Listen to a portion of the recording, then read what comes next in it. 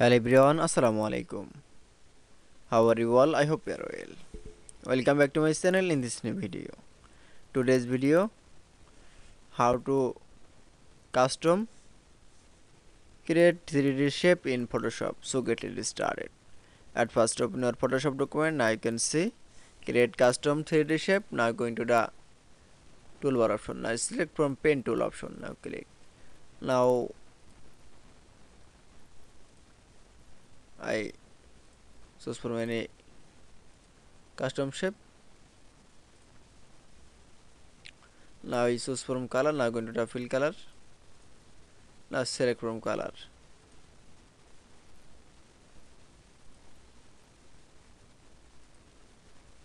Then click OK.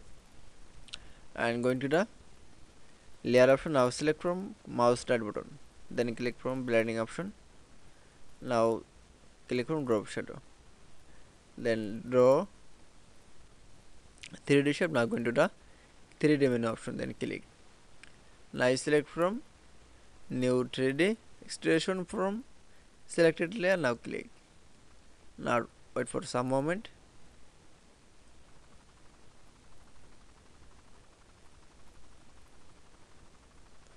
And move the any position.